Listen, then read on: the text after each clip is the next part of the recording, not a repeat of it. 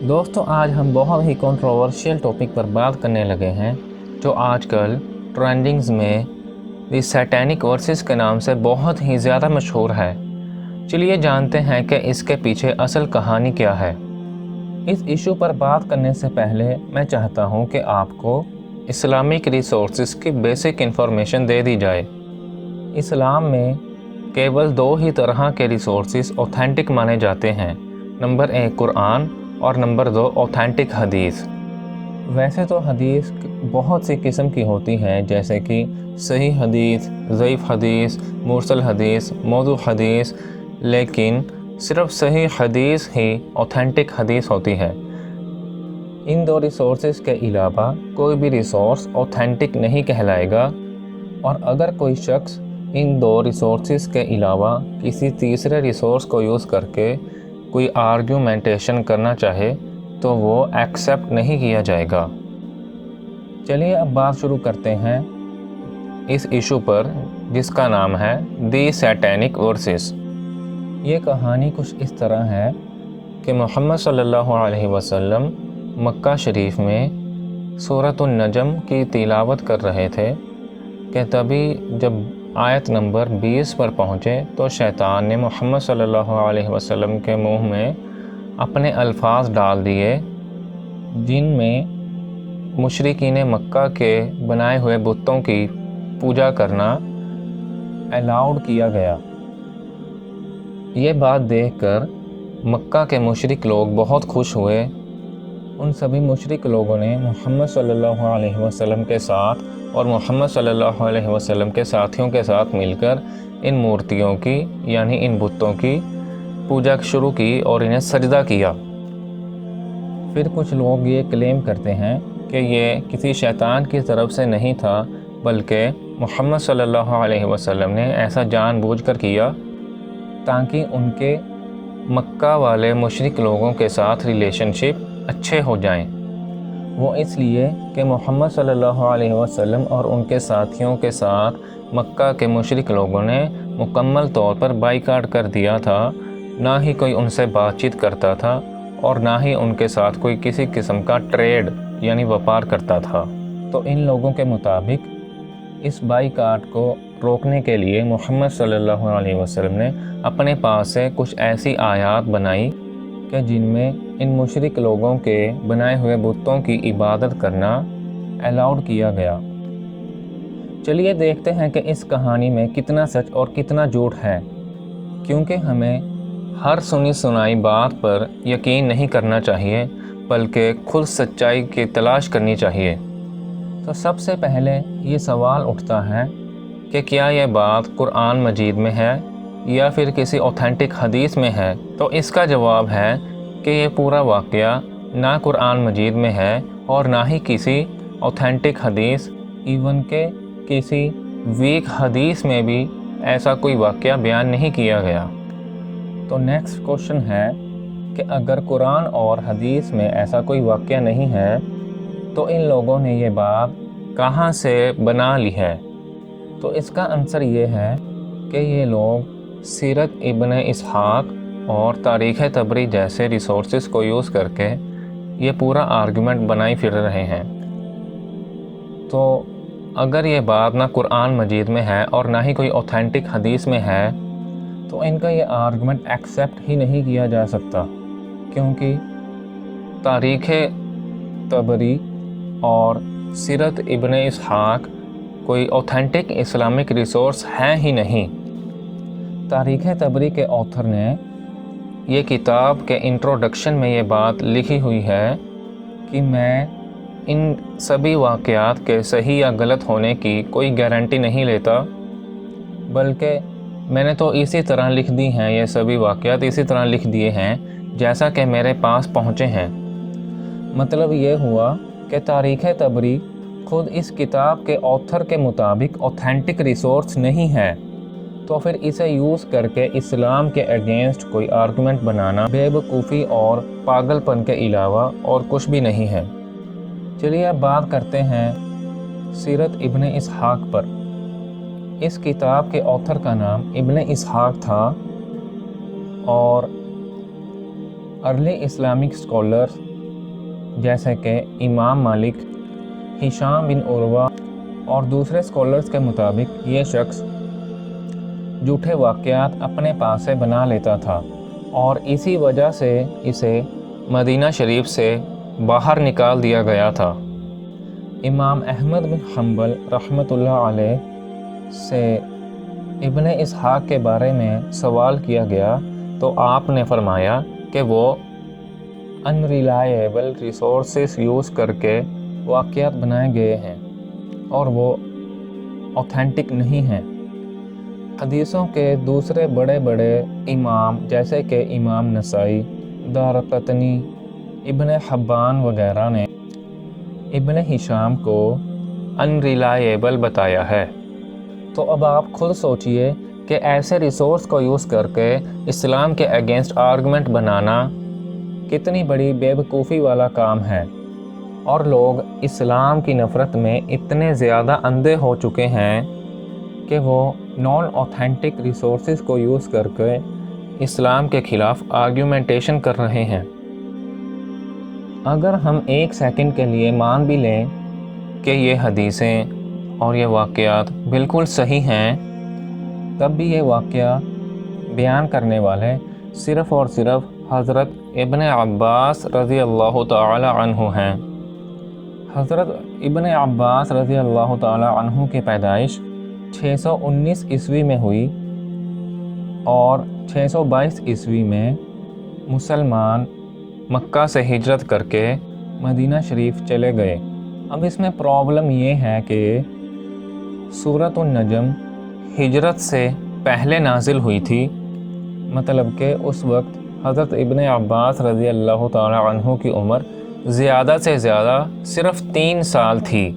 अब आप अपने दिल पर हाथ रख के खुद ये फ़ैसला कीजिए कि ये बात पॉसिबल हो सकती है कि हज़रत इब्ने अब्बास ने 3 साल की उम्र में ये वाक़ये को अपनी आँखों से देखकर आगे बयान कर दिया, जबकि आपको ये भी मालूम है कि 3 साल का बच्चा सही तरीके से बोल भी नहीं सकता।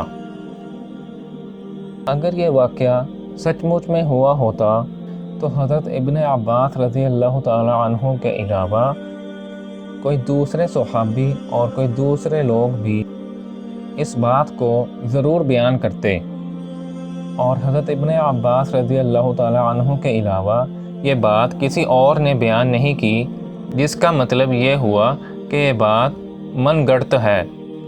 जैसा कि हमने पहले ही देखा है कि ये नॉन ट्रस्टवर्दी रिसोर्सेज के यूज़ से बनाया गया है। अगर ये वाक़या सचमुच में हुआ होता तो बहुत से सहाबा इस्लाम को छोड़ देते, क्योंकि उन्होंने सारी ज़िंदगी हज़रत मोहम्मद सल्लल्लाहु अलैहि वसल्लम से सिर्फ़ इसी बात को सीखा कि अल्लाह के अलावा किसी और की इबादत करना शिरक है और शिरक की कभी माफ़ी नहीं है। और इसी एक अल्लाह को मानने की वजह से मक्का के मुशरिक लोगों ने इन सभी से मुकम्मल तौर पर बाइकाट किया हुआ था। तो क्यों सभी ने चुपचाप इन आयात को मानकर उन बुतों को सजदा कर दिया? क्यों किसी तरह का कोई भी डिसएग्रीमेंट या कोई भी किसी तरह का भी कोई क्वेश्चन क्यों नहीं किया? ये इसलिए हुआ क्योंकि असल में ये वाक़या कभी हुआ ही नहीं था।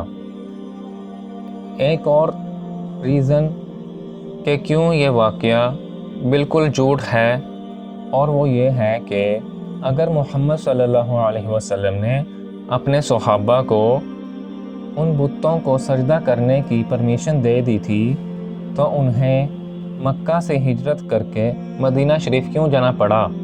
अगर उन्हें इजाज़त दी होती कि वो बुतों की पूजा कर सकते हैं या उन्हें सजदा कर सकते हैं, तो फिर तो मक्के वालों को भी इस्लाम से और मोहम्मद सल्लल्लाहु अलैहि वसल्लम से या आपके साथियों से किसी तरह की कोई भी प्रॉब्लम नहीं थी। चलिए इन सभी रीज़न की क्विक समरी आपको दे देते हैं कि क्यों ये बात बिल्कुल झूठी है। नंबर 1, ये वाक़या किसी भी ऑथेंटिक इस्लामिक रिसोर्स में नहीं है। नंबर 2, हज़रत इब्ने अब्बास रज़ी अल्लाह ताला अन्हु, जिन्हें इस वाक़या का आई विटनेस कहा जाता है, وہ کوئی 2 یا 3 سال کے چھوٹے بچے تھے۔ نمبر 3، حضرت ابن عباس رضی اللہ تعالیٰ عنہ کے علاوہ کسی اور صحابی نے ایسا کوئی بھی واقعہ بیان نہیں کیا۔ اگر ایسا واقعہ سچ میں ہوا ہوتا تو وہ صحابی ضرور بیان کرتے۔ نمبر 4، اگر یہ واقعہ سچ مچ میں ہوا ہوتا تو بہت سے صحابہ اسلام سے کسی نہ کسی طرح کا ڈس ایگریمنٹ ضرور کرتے، ورنہ اسلام چھوڑ دیتے۔ ایسا اس لیے کہ انہوں نے صرف ایک اللہ کی عبادت کرنے کے لیے لگاتار 13 سال تک مکہ کے مشرک لوگوں کے ظلم پر صبر کیا۔ اور نمبر 5، اگر یہ واقعہ سچ میں ہوا ہوتا تو حضرت محمد صلی اللہ علیہ وسلم اور ان کے صحابہ کو مکہ چھوڑ کر مدینہ شریف نہ جانا پڑتا۔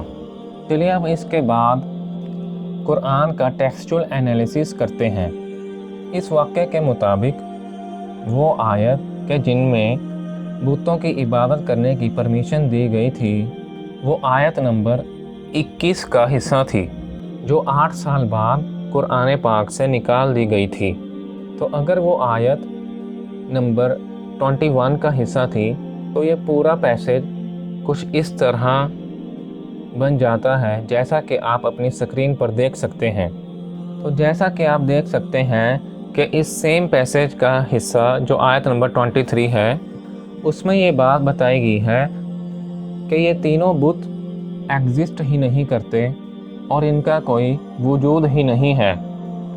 تو ریشنلی سوچنے سے کیا اس بات میں کوئی سینس بنتی ہے کہ آیت نمبر 21 میں ان بتوں کی عبادت کرنے کی پرمیشن دی گئی ہو اور آیت نمبر 23 میں ان کے وجود کا ہی انکار کر دیا گیا ہو اور کہا گیا ہو کہ یہ تو صرف نام ہیں جو ان مشرک لوگوں کے باپ دادا نے اپنے پاس سے بنا لیے ہیں اور یہ ریالٹی میں ایگزسٹ نہیں کرتے۔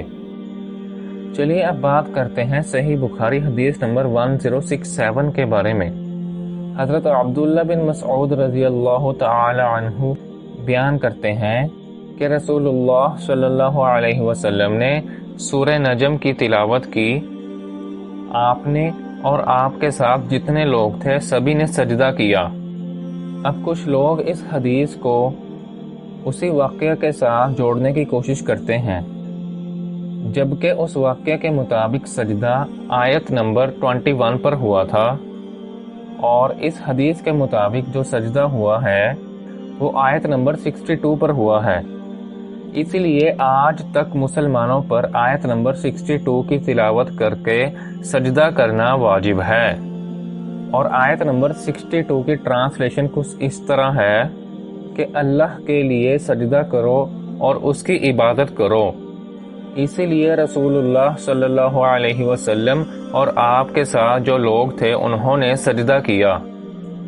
اس کے بعد کچھ لوگ سورہ حج آیت نمبر 52 کے بارے میں کہتے ہیں کہ اس آیت میں اس واقعے کی طرف اشارہ ہے۔ سورہ حج آیت نمبر 52 کو اسکالرز نے 2 طرح ٹرانسلیٹ کیا ہے اور دونوں ٹرانسلیشن کو آپ اپنی اسکرین پر پڑھ سکتے ہیں۔ تو چلیے اب بات کرتے ہیں سورہ حج آیت نمبر 52 کے بارے میں۔ اس آیت کی ایکسپلینیشن کچھ اس طرح ہے کہ جب رسول اور نبی اللہ کی طرف سے آئی ہوئی آیات کو لوگوں کے سامنے پڑھتے تھے تو شیطان ان آیات کے متعلق لوگوں کے دلوں میں ڈاؤٹ ڈالنے یعنی شک ڈالنا شروع کر دیتا تھا، لیکن اللہ تعالیٰ شیطان کی طرف سے ڈالے جا رہے ڈاؤٹس کو دور کر کے اپنی آیات کو پختہ کر دیتا ہے۔